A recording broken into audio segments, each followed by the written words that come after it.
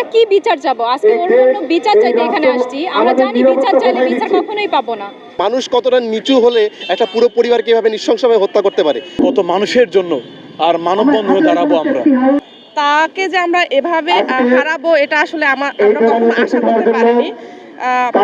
সে এবং তার ফ্যামিলিকে যারা এভাবে নির্মমভাবে হত্যা করেছে তাদের আমরা বিচার চাই। আর গত কয়েকদিন আগেই তার সাথে আমার দেখা হয়েছিল, তখন আমাদের ভাইবা ছিল। আজকে মনে হচ্ছে যে এটাই আমাদের শেষ দেখা ছিল। মানে মেনে নিতে পারতেছি না, আমরা কেউই মানতে পারতেছি না যে আসলে সে আমাদের মাঝে নাই। আর প্রশাসনের কাছে আমাদের একটাই দাবি যে বা যারা এই কাজ করেছে তাদের যেন দ্রুত আইনের আওতায় আনা হয় এবং কঠিন থেকে কঠিনতম শাস্তি দেওয়া হয়। আমাদের কারমাইকেল কলেজে আমারই ব্যাচের শিক্ষার্থী আগামী চক্রবর্তী, আমরা লাস্ট 3 দিন আগে তার পোস্ট দেখতে পেয়েছিলাম এবং 3 দিন পর আমাদের যারা ফ্রেন্ড মোটামুটি তার সাথে যোগাযোগ করে কেউ যোগাযোগে পাচ্ছিল না।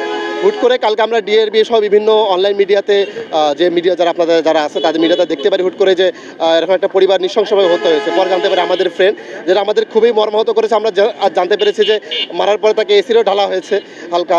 তো এটা আমাদের জন্য মানে খুবই হৃদয় বিদারক যায়। আমাদের মানে আমরা এখনও মেনে নিতে পারছি না। সে কিছুদিন আগে আমাদের গ্রুপে আলোচনা করছিল কীভাবে আসলে বিসিএস প্রিপারেশন নেবে এবং পরবর্তী জব প্রিপারেশন নেবে। সে এরকম একটা মানুষ হুট করে যখন চলে যাবে, একটা মানে মানুষ কতটা নিচু হলে একটা পুরো পরিবারকে এভাবে নৃশংসভাবে হত্যা করতে পারে। আমরা চাই এরকম বিকৃত মানুষদেরকে দ্রুত আইনের কাস্টডিতে নেওয়া হোক এবং তাদেরকে সর্বোচ্চ বিচার নিশ্চিত করা হোক, কারণ তারা যতদিন বাইরে থাকবে কোনো পরিবার সেফ না। এবং রংপুরের মাটিতে এরকম আমরা এর আগে কখনো দেখতে পারি, আমরা জানি রংপুরে খুবই শান্তিপ্রিয়। এরকম ঘটনা যেন দ্বিতীয়বার না ঘটে, আইন প্রশাসন যদি কঠোর হস্তক্ষেপ করে, আমরা মনে করছি যে আগামীতে এরকম আর কোনো দুর্ঘটনা রংপুরে ঘটবে না। আমরা কি বিচার চাবো? আজকে অন্য বিচার চাইতে এখানে আসছি। আমরা জানি বিচার চাইলে বিচার কখনোই পাবো না। বিচার না পাওয়ার জন্য এই বাংলাদেশ পারফেক্ট যে এখানে বিচার চেয়েও বিচার পাওয়া যাবে না। তারপরেও আমরা চাবো যে আমরা যেন সুষ্ঠু একটা বিচার পাই, যেখানে বাড়ির মানুষেরা বাড়িতেই সেফ না, বাবা মায়ের কাছে সন্তান থাকবে, বাড়িতে থাকবে, যেখানে সেফ জোন মনে করি, কিন্তু সেটা সেফ না। আজকে যদি সেই জায়গাটাই সেফ না থাকে তাহলে আমরা যাবো কোথায়?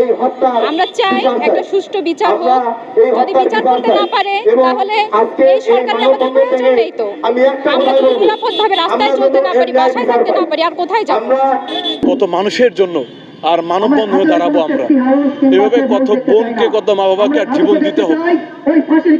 আসলে যদি দৃষ্টান্তমূলক কোনো বিচার না হয় তাহলে হয়তো বা আজকে আপনি আমি কেউ নিরাপদ না।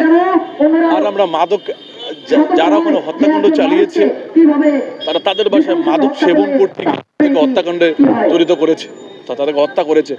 কিন্তু আসলে যারা মাদক ব্যবসায়ী, যদি এদেরকে নির্মূল করা না হয় তাহলে হয়তো এইসব হত্যাকাণ্ড দিন দিন বাড়তেই থাকবে।